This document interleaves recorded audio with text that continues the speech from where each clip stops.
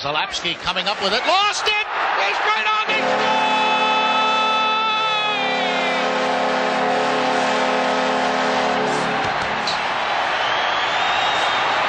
Look like a butterfly, sting like a bee.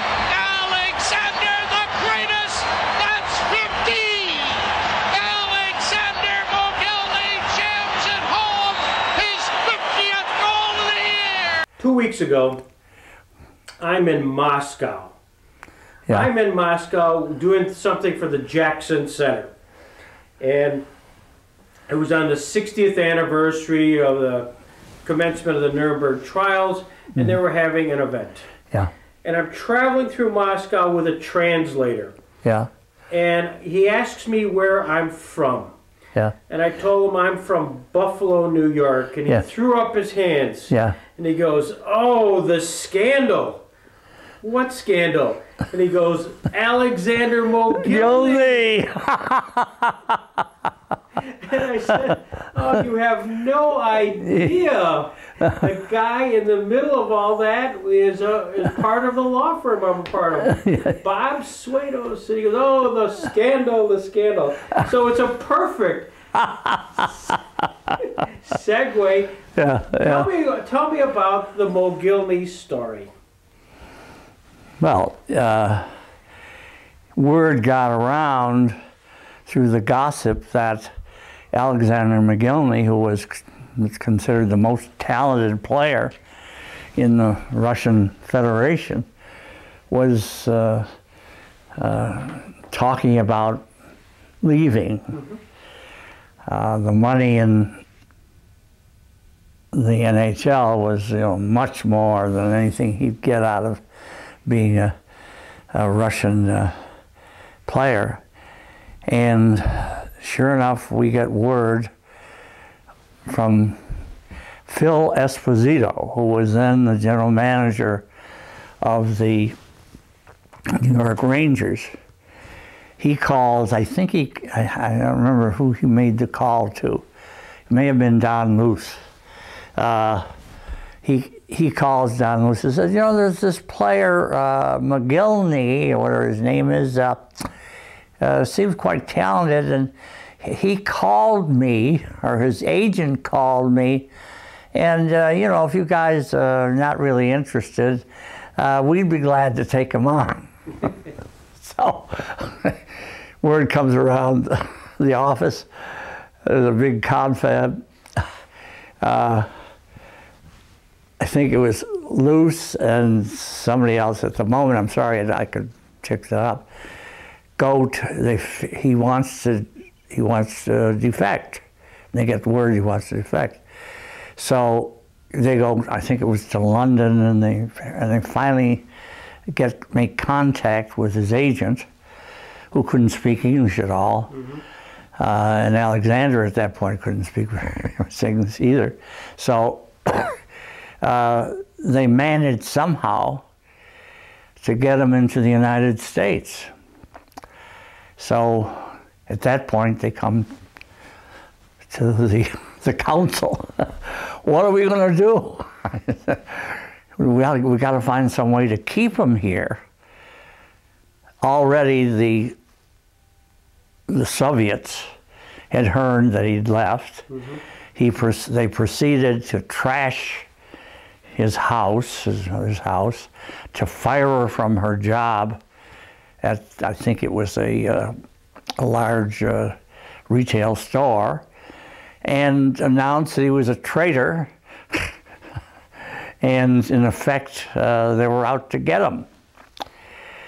So the question came to me, how do we keep him here? The Russians had walked right into our trap by trashing her, by firing her, his mother, by announcing that he was a traitor. Mm-hmm. So, after a research of the immigration laws, we came up with the idea he could be a refugee, and we'd have to find some way to have him qualified as a refugee. Normally, a refugee is somebody that's been under surveillance for a long time and has the reputation like Solzhenitsyn or somebody like that, you know, of being a great independent individual entitled to be treated in the U.S. laws. Mogilny trying to get free at center. Mogilny in over the Montreal line, and the backhand score!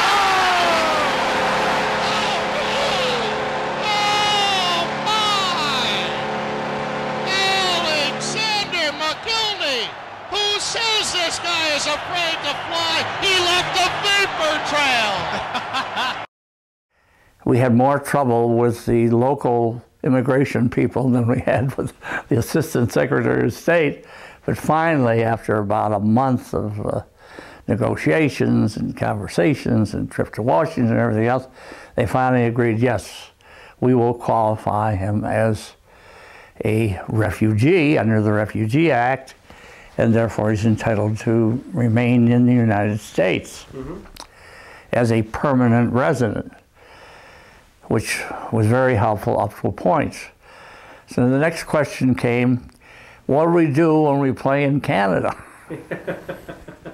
So I called various people. I had been involved in the negotiation of the Canada-U.S. tax treaty, the most recent one.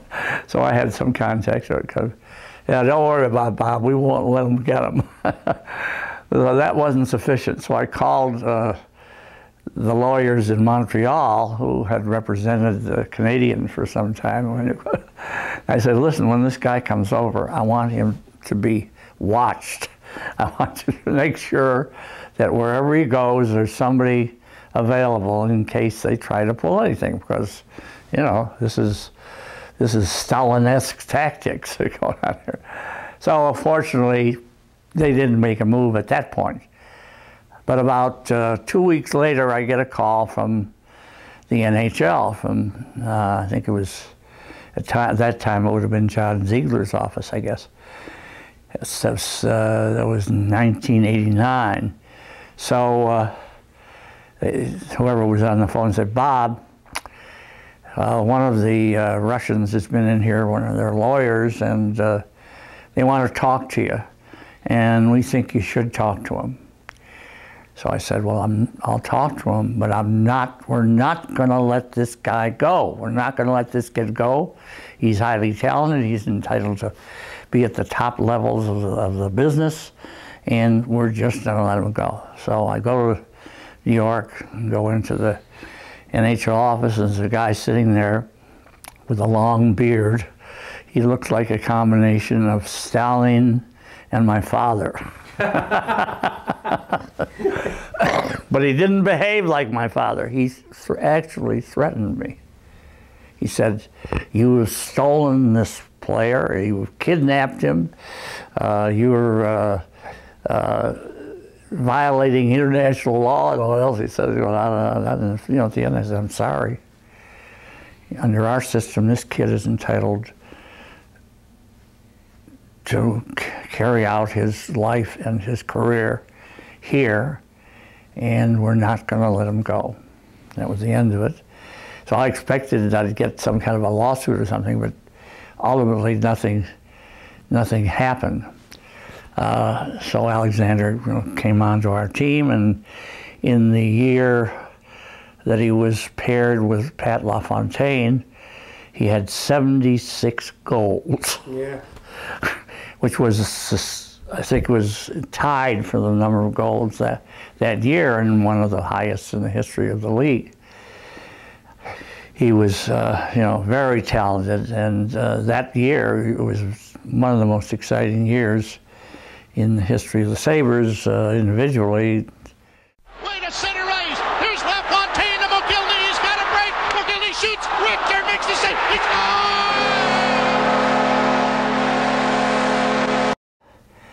So when we boarded the plane in Buffalo, Nordy Knox says to me, Bob, when you get to Russia, don't get off the plane. if you're in the boat, don't get off the boat. He says the Russians don't like you. I'm not sure. So.